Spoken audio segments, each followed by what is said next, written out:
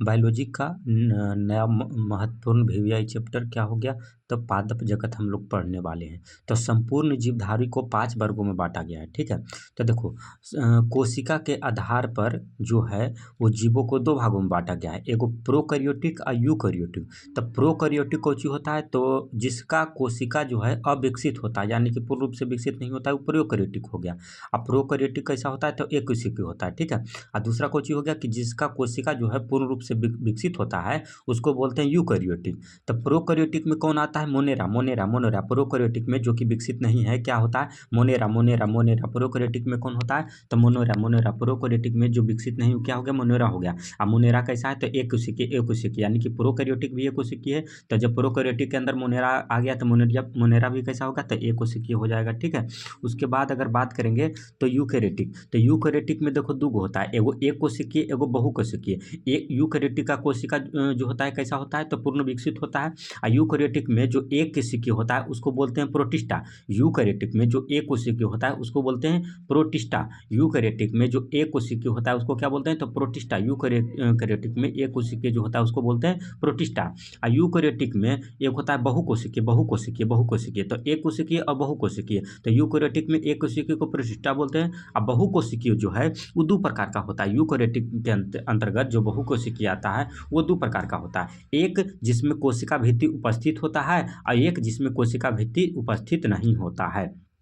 तो जिसमें कोशिका भित्ति उपस्थित नहीं होता है वो कौची हो गया? तो जंतु जगत हो गया, यानी कि एनिमल किंगडम जिसमें हम लोग आते हैं, ठीक है। यूकैरियोटिक के अंदर आएगा कोशिका भित्ति जिसमें नहीं होगा, और कौची होगा? तो बहुकोशिकीय हो गया। तो हम लोग कौची हो गए? हम लोग पादप जगत के जंतु जगत के अंतर्गत आते हैं। और कौची है? तो हम लोग में कोशिका भित्ति नहीं होता है। और कौची है? तो हम लोग बहुकोशिकीय हो गए, और हम लोग किसके अंतर्गत आते हैं? तो यूकैरियोटिक के अंदर। अब देखो बहुकोशिकीय में ही बात करेंगे तो कोशिका भित्ति जिसमें उपस्थित नहीं होता है वो भी बहुकोशिकीय के ही अंतर्गत आता है, और यूकैरियोटिक में आता है। लेकिन जिसमें कोशिका भित्ति उपस्थित होता है उसमें भी 2 कंडीशन हो जाता है। कोची कि जिसमें एगो में क्लोरोफिल होता है और एगो में क्लोरोफिल नहीं होता है।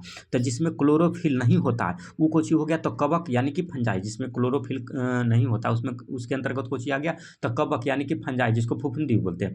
और दूसरा कोची हो गया? जिसमें क्लोरोफिल होता है। तो जिसमें क्लोरोफिल होता है उसके अंतर्गत कोची हो गया? पादप जगत है ना, जिसको पंसारी भी बोलते हैं। तो ये चीज़ें हो गई। तो देखो ई कोची हो गया? कवक जो है वो तो यूकैरियोटिक के अंतर ही आता है। और कोची? तो बहुकोशिकीय के अंतर्गत आता है। और कोची? तो इसमें कोशिका भित्ति होती है। और कोची होता है?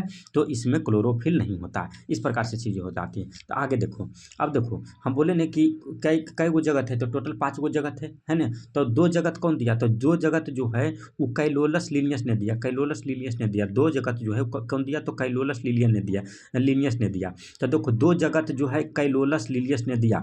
तो इसका नामो 2 है, 2 जगत में 2 नाम देखो, कैलोलस और लिनियस। तो कौन कौन दिया? तो पहला जगत दिया पादप जगत, और दूसरा कुछ हो गया जंतु जगत। तो ये जो कैलोलस लिनियस जो है वो 2 जगत दिया, पादप जगत और जंतु जगत, ठीक है। आओ देखो कैलोलस लिनियस को किया तो दुई नाम पद्धति भी कौन दिया? तो कैलोलस लिनियस ने दिया। दुई नाम का पद्धति का मतलब कैसे कि जो भी वैज्ञानिक नाम होता है उसमें 2 गो रहता है। जैसे कि मानव का वैज्ञानिक नाम कुछ होगा होमोसेपियंस, तो होमो जो है वो कुछ वंश को दिखाता है, सेपियंस जो है जाति को दर्शाता है। तो सब में जितना भी नाम रहता है वो वैज्ञानिक नाम उसमें कुछ होता है 2 होता है। तो दुई नाम पद्धति किसने दिया? तो कैलोलस लिनियस ने दिया। अच्छा, वर्गीकरण यानी कि वर्गीकी का जनक किसको कहते हैं? तो कैलोलस लिनियस को ही कहते हैं। वर्गीकी यानी कि वर्गीकरण का जनक कौन है? तो कैलोलस लिनियस ही है। अच्छा, कैलोलस लिनियस जो है एगो पुस्तक लिखा था, कौन? तो सिस्टीमा नेचुरा, सिस्टीमा नेचुरा, सिस्टीमा नेचुरा, सिस्टीमा नेचुरा पुस्तक कौन लिखा? तो कैलोलस लिनियस ने ही लिखा, ठीक है। और कैलोलस लिनियस जो है 2 गो जगत दिया, कौन? एगो पादप जगत, एगो जंतु जगत। उसके बाद पूछता है कि त्रिजगत कौन दिया? तो त्रिजगत जो है अर्नेस्ट हाइकल ने दिया। त्रिजगत अर्नेस्ट हाइकल ने दिया। त्रिजगत अर्नेस्ट हाइकल ने। त्रिजगत किसने दिया? तो अर्नेस्ट हाइकल ने दिया। कौन कौन दिया? तो देखो पहला जंतु जगत हो गया, दूसरा पादप जगत हो गया, तीसरा कुछ हो गया प्रोटिस्टा, प्रोटिस्टा, प्रोटिस्टा जो कि यूकैरियोटिक के अंतर्गत आता है और एकोशिकीय है। तो त्रिजगत कौन दिया? तो अर्नेस्ट हाइकल, अर्नेस्ट हाइकल, अर्नेस्ट हाइकल है ना। कौन कौन दिया? तो पादप जगत, जंतु जगत और प्रोटिस्टा। उसके बाद 4 जगत कौन दिया? तो 4 जगत जो है वो कोपलैंड ने दिया। 4 जगत कोपलैंड ने, 4 जगत कोपलैंड ने, 4 जगत किसने दिया? तो कोपलैंड ने दिया। 4 जगत जो है कोपलैंड ने दिया। कौन कौन दिया? तो जंतु जगत तो पहला है ये था, दूसरा तो पादप जगत है ये था, तीसरा प्रोटिस्टा है ये था, चौथा कौन दिया? तो मोनेरा, मोनेरा, मोनेरा। तो 4 जगत कौन दिया? कोपलैंड, कोपलैंड, कोपलैंड कौन था? तो मोनेरा, मोनेरा, मोनेरा। तो मोनेरा जो है कौची है? चौथा जगत है, चौथा जगत है जिसको कौन दिया? तो कोपलैंड, कोपलैंड ने, ठीक है। अच्छा, 5 जगत कौन दिया? तो आरएच बीटेक ने, आरएच बीटेक ने 5 जगत जो है आरएच बीटेक ने दिया, 5 जगत जो है आरएच बीटेक ने दिया। और आरएच बीटेक 5वां जगत में कोची आ गया? तो कबक, कबक ई जो है कबक को कोची है तो 5वां जगत, तो 5 जगत किसने दिया? तो आरएच बीटेक ने, जिसके अंतर्गत क्या आता है? तो कबक आता है। ठीक है, अब देखो आगे अगर बात करेंगे तो देखो मुनेरा जगत का एग्जाम्पल कुछ ही हो गया। तो मुनेरा जगत जगत बोले थे कि एक उसी की होता है, प्रोकैरियोटिक के अंतर्गत आता है। तो मुनेरा जगत जो है इसका एग्जाम्पल कुछ ही हो गया। तो बैक्टीरिया, बैक्टीरिया जिसको जीवाणु बोलते हैं, तो बैक्टीरिया जीवाणु यानी कि और नील हरित शैवाल।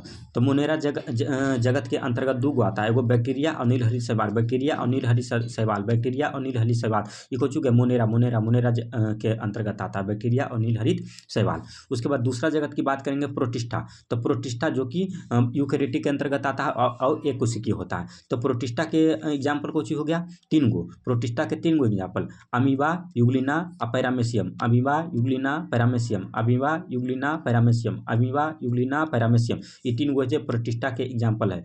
अमीबा, यूग्लिना और पैरामेसियम प्रोटिस्टा के एग्जाम्पल। ठीक है, उसके बाद करेंगे कवक के बाद। तो कवक का एग्जाम्पल कुछ हो गया तो मशरूम और पेनिसिलियम, मशरूम और पेनिसिलियम, मशरूम और पेनिसिलियम कुछ है तो कवक, कवक का एग्जाम्पल हो गया। ठीक है, अच्छा प्लांटी, प्लांटी को क्या बोलते हैं? पादप जगत है ना। तो प्लांटी यानी कि पादप जगत, इसका एग्जाम्पल कुछ हो गया तो सभी हरे पौधे, ये सब कुछ पादप जगत के एग्जाम्पल है। एनिमिलिया, एनिमिलिया का मतलब जंतु जिसमें हम लोग आते हैं, तो इसमें कुछ हो गया संपूर्ण जंतु जैसे गाय भैंस बकरी सब कुछ हो गया, तो एनिमिलिया यानी कि जंतु जगत के अंतर्गत आता है। ठीक है, अब देखो कहता है कि कौन था जो संपूर्ण जीवधारी को 3 भागों में बांटा? तो कौन थे? अरस्तु थे, अरस्तु है ना।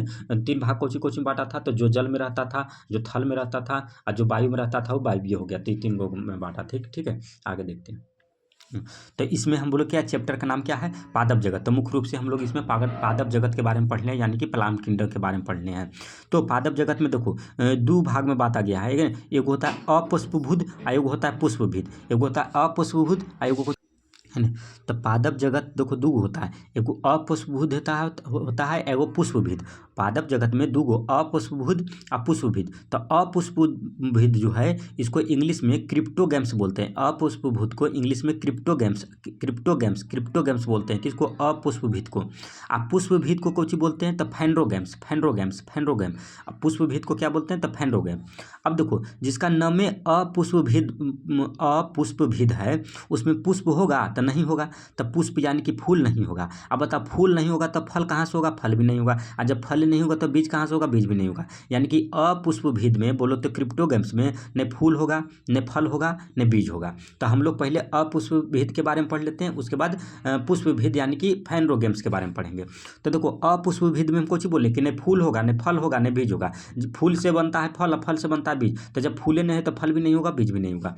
तो अब देखो अपुष्पभुज के अंतर्गत 3 गो आता है कोची, एगो थाइलोफाइटा, ब्रायोफाइटा और टेरिडोफाइटा। थाइलोफाइटा, ब्रायोफाइटा और टेरिडोफाइटा, थाइलोफाइटा, ब्रायोफाइटा और टेरिडोफाइटा। तो जब थाइलोफाइटा, ब्रायोफाइटा और टेरिडोफाइटा तीनों जो है अपुष्पभुज के अंतर्गत आता है, तो बताओ तीनों में फूल फल बीज होगा? नहीं होगा। लेकिन अगर थाइलोफाइटा की बात करेंगे तो फूल फल बीज तो नहीं होगा, साथ में इसमें थाइलोफाइटा में जड़ भी नहीं होगा, तना भी नहीं होगा, पत्ती भी नहीं होगा। तो बताओ जब जड़ तना पत्ती नहीं है तो ये सब जो तना जड़ पत्ती को सबको कोची बोलते हैं? काय बोलते हैं। तो जब इसमें है ये नहीं तो इसको कोची बोलते हैं? सूखा, यानी कि जो बिना काया को इसको कोची बोलते हैं? सूखा है। इंग्लिश में थैलस, इंग्लिश में थैलस बोलते हैं। ठीक है, अब जो थाइलोफाइटा में जब जड़ तना पत्ती नहीं है तो इसमें संवहन तंत्र भी नहीं होगा। संवहन तंत्र किसको बोलते हैं? जाइलम और फ्लोएम को। और जाइनल फ्लोएम कोची में पाया जाता है? तो अथी में तना पत्ती में पाया जाता है, जड़ में पाया जाता है। तो जब जड़ तना पत्ती थाइलोफाइटा में है ये नहीं तो संवहन तंत्र कहाँ से होगा? नहीं होगा। तो थाइलोफाइटा में जड़ भी नहीं होगा, तना भी नहीं होगा, पत्ती भी नहीं होगा, फूल भी नहीं होगा, फल भी नहीं होगा, बीज भी नहीं होगा, संवहन तंत्र नहीं होगा। थाइलोफाइटा में कुछ नहीं होगा, है ना। इसी को बोलते हैं थैलस यानी कि सूखा है। अब अगला देखते हैं ब्रायोफाइटा। तो ब्रायोफाइटा में देखो फूल फल बीज तो नहीं होगा, लेकिन ब्रायोफाइटा में जड़ होगा, तना होगा, पत्ती होगा। ब्रायोफाइटा में जड़ तना पत्ती होगा, लेकिन कैसा होगा? तो असत्य होगा, यानी कि फॉल्स होगा। ब्रायोफाइटा में जड़ तना पत्ती तो होगा, लेकिन कैसा होगा? असत्य होगा, यानी कि फॉल्स होगा। इसमें संवहन तंत्र भी नहीं होगा, संवहन तंत्र भी नहीं होगा किसमें? ब्रायोफाइटा में। अब देखते हैं टेरिडोफाइटा। तो टेरिडोफाइटा में जड़ तना पत्ती होगा, जड़ तना पत्ती होगा, अब वास्तविक में होगा यानी कि पूर्ण रूप से होगा। इसमें संवहन तंत्र भी होगा, काहे कि जड़ तना पत्ती है तो टेरिडोफाइटा में जड़ तना पत्ती होगा और संवहन तंत्र भी होगा। और कैसा होगा? तो वास्तविक रूप से होगा। अब देखो थाइलोफाइटा कोची है तो इसका थाइलिडोफाइटा कोची है तो सबसे बड़ा संघ है, सबसे बड़ा संघ है, अपशुभित के लिए सबसे बड़ा संघ है, ठीक है।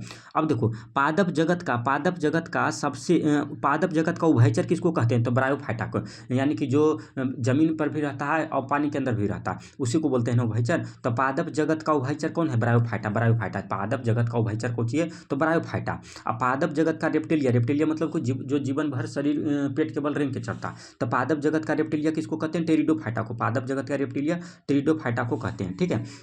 अब देखो थाइलोफाइटा के बारे में विस्तार से पढ़ते हैं। तो पादप जगत का सबसे बड़ा संघ कौन सी है? तो थाइलोफाइटा। पादप जगत का सबसे बड़ा संघ कौन सी हो गया? तो थाइलोफाइटा। पादप जगत का सबसे पहला संघ कौन सी है? तो यही थाइलोफाइटा हुआ। पादप जगत का सबसे पहला संघ तो थाइलोफाइटा हो गया। अब देखो पादप जगत का सबसे सरल संघ कौन है? तो यह थाइलोफाइटा ही हो गया, ठीक है। अब देखो थाइलोफाइटा का एग्जाम्पल कौन सी है? तो शैवाल, कवक और लाइकेन। थाइलोफाइटा का एग्जाम्पल तीन गो, शैवाल, कवक और लाइकेन। शैवाल, कवक और लाइकेन। और शैवाल और कवक के दोस्तों को क्या कहते हैं? तो लाइकेन में नहीं कहते हैं। तो यह तीन गो कुछ हो गया थाइलोफाइटा का एग्जाम्पल। अच्छा शैवाल के अध्ययन को क्या कहते हैं? तो फाइकोलॉजी। शैवाल के अध्ययन को फाइकोलॉजी। और कवक के अध्ययन के माइकोलॉजी। कवक के अध्ययन के माइकोलॉजी। कवक के अध्ययन के माइकोलॉजी है ना। और लाइकेन के अध्ययन के लाइकिनोलॉजी बोलते हैं, ठीक है। अब देखो शैवाल के बारे में अगर पढ़ेंगे तो शैवाल का कोशिका भित्ति जो है वो सेल्यूलोज का बना रहता है। शैवाल का कोशिका भित्ति सेल्यूलोज का बना रहता है। अच्छा शैवाल का रंग कैसा होता है? हरा होता है। तो इसमें क्लोरोफिल होगा शैवाल में क्लोरोफिल होगा। और जब क्लोरोफिल होगा तो प्रकाश संश्लेषण भी करेगा शैवाल। और शैवाल जब प्रकाश संश्लेषण करेगा तो भोजन का निर्माण भी करेगा, है ना। और चूंकि शैवाल का रंग हरा है अब तो प्रकाश संश्लेषण करेगा तो काफ़ी मात्रा में कुछ ही देगा, ऑक्सीजन भी देगा, यानी कि शैवाल जो है काफ़ी मात्रा में ऑक्सीजन भी देगा। और शैवाल में रिजर्व फूड के रूप में कुछ ही रहता है तो स्टार्च होता है। अब कवक के बारे में पढ़ेंगे तब कवक जो है उसमें क्लोरोफिल नहीं होता है। कवक में क्लोरोफिल नहीं होता है। तो क्लोरोफिल नहीं होता है तो प्रकाश संश्लेषण भी नहीं करेगा कौन? कवक। तो भोजन भी नहीं बनाएगा कौन? कवक। और कवक में रिजर्व फूड के कोची में रिजर्व फूड के रूप में क्या रहता है? तो जो हम लोग में रहता है कोची तो ग्लाइकोजन। तो कवक में रिजर्व फूड के रूप में ग्लाइकोजन रहता है। और कवक जो है वो मृतजीवी पोषण करता है। मृतजीवी पोषण करता है यानी कि अपने से भोजन नहीं बनाता है, ठीक है। और शैवाल और कवक के दोस्ती को क्या कहते हैं? तो लाइकेन कहते हैं। लाइकेन क्या है? तो वायु प्रदूषक सूचक है। अब देखते हैं ब्रायोफाइटा। तो ब्रायोफाइटा के एग्जाम्पल की बात करेंगे तो ब्रायोफाइटा के एग्जाम्पल कुछ ही हो गया, मास और रिक्सिया मास रिक्सिया अमार्केसिया। मार्क्स रिक्सिया अमार्केसिया। मास रिक्सिया अमार्केसिया कुछ ही ब्रायोफाइटा के एग्जाम्पल है। साथ ही लीवर बूट्स, हॉर्न बूट्स और फ्यूनेरिया। लीवर बूट्स, हॉर्न बूट्स और फ्यूनेरिया। लीवर बूट्स, हॉर्न बूट्स और फ्यूनेरिया कुछ ही तो ब्रायोफाइटा की एग्जाम्पल है। तो ब्रायोफाइटा में कुछ मास और कुछ रिक्सिया और कुछ मार्सिया यानी कि सिया वाला कुछ ब्रायोफाइटा के। लीवर बूट्स और हॉर्न बूट्स वाला भी कुछ ब्रायोफाइटा के एग्जाम्पल हो गया। अब फ्यूनेरिया भी कुछ तो ब्रायोफाइट्स के एग्जाम्पल है, ठीक है। अब देखते हैं टेरिडोफाइटा के एग्जाम्पल। तो टेरिडोफाइटा के एग्जाम्पल कुछ ही हो गया। तो जो सजावटी पौधा होता है, जितना भी सजावटी पौधा होता है सजाने वाला, वो कुछ हो गया टेरिडोफाइटा के अंतर्गत आता है। तो कुछ फर्न एरजोला और मार्सेलिया। तो देखो मार्केसिया जो है वो ब्रायोफाइटा के एग्जाम्पल है, लेकिन मार्सेलिया जो है मार्सेलिया जो है वो टेरिडोफाइटा के एग्जाम्पल। तो टेरिडोफाइटा के एग्जाम्पल कुछ हो गया सभी सजावटी पौधा, फर्न एजोला और मार्सेलिया, ठीक है। अब आगे देखते हैं लाइकेन के बारे में। तो लाइकेन देखो जो होता है ना, अगर पेड़ की छाल पर होता है वैसा लाइकेन जो पेड़ की छाल पर पाया जाता है उसको बोलते हैं कोटिकोल्स। जो पेड़ की छाल पर होता है उसको बोलते हैं कोटिकोल्स। और वैसा लाइकेन जो चट्टान पर उगता है उसको बोलते हैं सेक्सिकोल्स। जो चट्टान पर उगता है उसको क्या बोलते हैं? सेक्सिकोल्स, है ना। अब देखो लाइकेन क्या है? तो वायु प्रदूषण सूचक है। लाइकेन से क्या प्राप्त होता है? तो लिटमस पत्र जो है वो लाइकेन से ही प्राप्त होता है। और कौन सा लाइकेन से? तो रोसेला नामक लाइकेन से, ठीक है। अब देखो शैवाल के बारे में पढ़ेंगे तो कहता है ने कि दुनिया में जो एक कोशिकीय सबसे छोटा शैवाल कौन है? तो क्लेमाइडोमोनस। दुनिया का सबसे छोटा शैवाल क्लेमाइडोमोनस।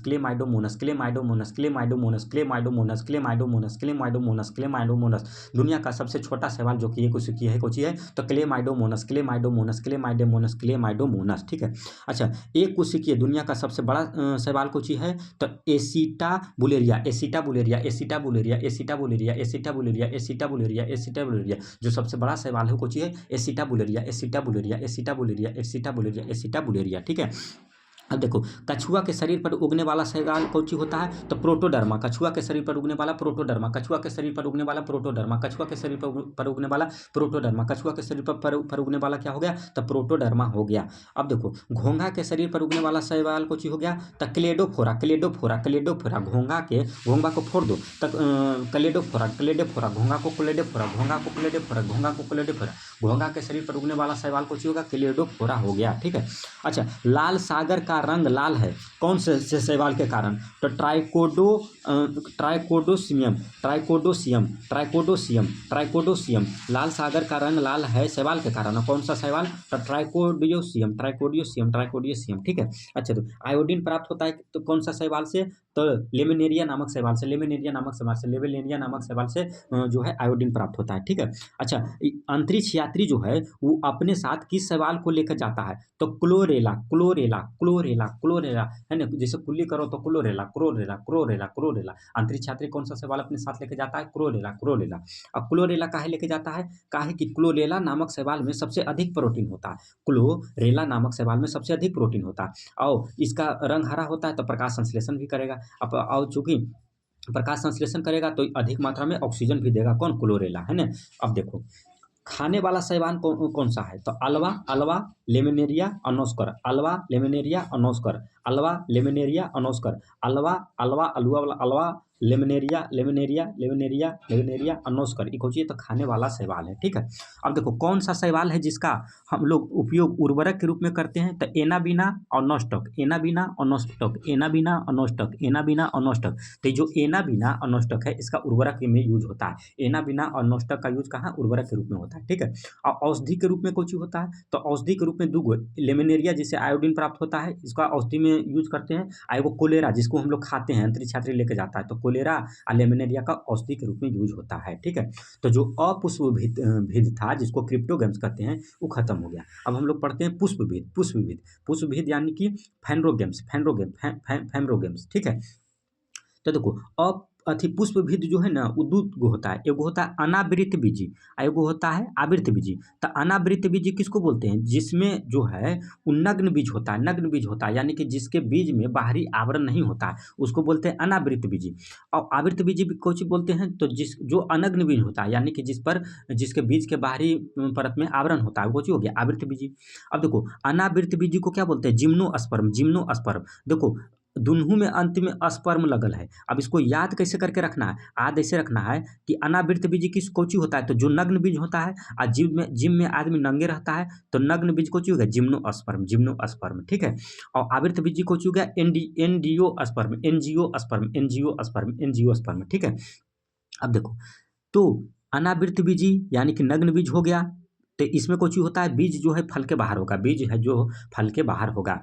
और जब फल के बाहर होगा तो कहाँ पाया जाएगा? पहाड़ी क्षेत्रों में, बर्फीली क्षेत्रों में। और ये काफ़ी लंबा होगा, मजबूत होगा, कठोर होगा और बहुवर्षीय होगा यानी कि बहुत लंबा दिन तक ले टिकेगा, है ना? अब देखो, इसका एग्जाम्पल कुछ हो गया अनावृत बीज के। तो जैमिया, जैमिया, जैमिया, जैमिया, साइकस, साइकस, साइकस, साइकस, सुकोई, सुकोई, सुकोई, सुकोई। और कुछ चीड़, चीड़, चीड़, चीड़ जिसको फैन भी बोलते हैं। अस्प्रूस, अप्रूस, फर, फर, फर, देवदार, देवदार। ये सब कुछ अनावृत बीजी का एग्जाम्पल है। कौन? जैमिया, साइकस, सिकोई, चीड़, अस्प्रूस, फर और देवदार जो है अनावृत बीजी का एग्जाम्पल है। ठीक है। अब देखो, एनजीओ, अब इला पढ़ लिए, अब इसको पढ़ते हैं आवृत बीजी जिसको अनग्न बीज बोलते हैं। इसमें कुछ होता है बीज जो होता है फल के अंदर रहता है। तो ये देखो दो प्रकार का होता है। आवृत बीज जो है दो प्रकार का होता है। एक हो जाता है एक बीजपत्री, एक बीजपत्री जिसको मोनोकोट, मोनोकोट बोलते हैं। दूसरा हो गया द्विबीजपत्री जिसको डाइकोट बोलते हैं, द्विबीजपत्री जिसको डाइकोट बोलते हैं। ठीक है।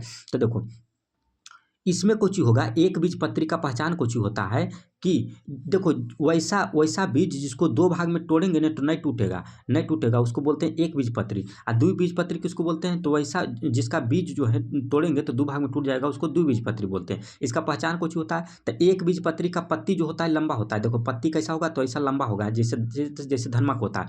अब बीच में कुछ होगा तो ऐसे ऐसे कुछ होगा, विन्यास होगा। और कैसा होगा? तो समांतर शिला विन्यास, समांतर शिला विन्यास होगा। ठीक है। और द्विबीजपत्री में कुछ होगा कि पत्ती जो होगा त्रिकोना होगा, जैसे पिपरा का होता है त्रिकोणा होता है और इसका शिलान्यास कैसा होता है, तो जालिका बत्र शिलान्यास, ऐसे करके जालिका बत्र शिलान्यास द्विबीजपत्री में, ठीक है।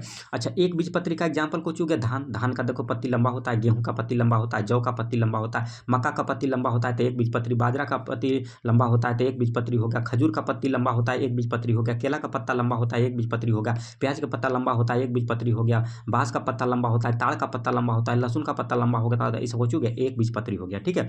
अब द्विबीजपत्री के एग्जाम्पल की बात करेंगे तो जो जिसका कुछ होता है, एक तो पत्ता जो है त्रिकोण रहेगा, दूसरी बात कुछ कि इसका बीज जो है दो भाग में बढ़ जाएगा। तो एग्जाम्पल कुछ चना हो गया, मटर हो गया, सरसों हो गया, सरसों यानी कि तिलहन वाला, तीसी हो गया, ये भी दो भाग में बढ़ जाता है, मसूर हो गया, ये भी दो भाग में बढ़ जाता है, लाहड़ जो हो गया ये द्विबीजपत्री हो गया, आम पीपल इसे कुछ हो गया द्विबीजपत्री होगा, अमरूद द्विबीजपत्री हो गया, लीची कुछ हो गया द्विबीजपत्री हो गया, टमाटर कुछ हो गया द्विबीजपत्री हो गया, ठीक है। अब देखो एक बीजपत्री में वंश पूछता है, तो एक बीजपत्री में 3 गो वंश होता है, इसको याद करना। ये कुछ लिली एसी कुल पूछता है, तो लिली एसी कुल, और कुछ पाल्मी कुल, एगो ग्रैमिनसी कुल। तो लिली एसी कुल में कुछ आता है लहसुन प्याज, लिली एसी कुल में लहसुन प्याज, लिली एसी कुल में के अंतर्गत कुछ आता है तो लहसुन प्याज, पाल्मी के अंतर्गत कुछ आता है ताड़ खजूर और सुपारी, पाल्मी के अंतर्गत ताड़ खजूर और सुपारी। और देखो ग्रैमीनसी के अंतर्गत कुछ आता है, तो जितना भी अनाज है वो ग्रैमीनसी के अंतर्गत आता है, जैसे कि गेहूं हो गया, जौ हो गया, मक्का हो गया, बाजरा है, इसे कुछ ग्रैमीनसी के अंतर आएगा, ठीक है। अब देखो द्विबीजपत्री के अंतर कौन कौन सा कुल आता है, तो इसके अंतर्गत 5 गो कुल आता है, लेकिन भी इसमें 3 गो है। कौन, तो एगो मालवेसी जिसके अंतर्गत कपास भिंडी आता है, मालवेसी के अंतर्गत कपास भिंडी आता है, और कुकुर बिटेसी के अंतर्गत कुछ आता है। तो वैसा फल जिसके अंदर कुछ पानी पाया जाता है तो कुछ आता है कुकुर बिटेसी के अंतर्गत आता है, जैसे तारबूज, खीरा, ककड़ी, कद्दू, कोहड़ा, इस सब के अंदर पानी पावल जाता है, तो इसको कुछ हो गया कुकुर बिटेसी, ठीक है। फिर हो गया सोलेनेसी के अंतर्गत कुछ आता है, तो आलू, टमाटर, मिर्च, शिमला मिर्च, बैगन, इसको कुछ हो गया सोलेमेसी के अंतर्गत आता है, ठीक है। तो ये जो है पादप जगत जो चैप्टर है वो खत्म हो गया। अगला नेक्स्ट चैप्टर कुछ हो गया तो जंतु जगत होगा, ठीक है।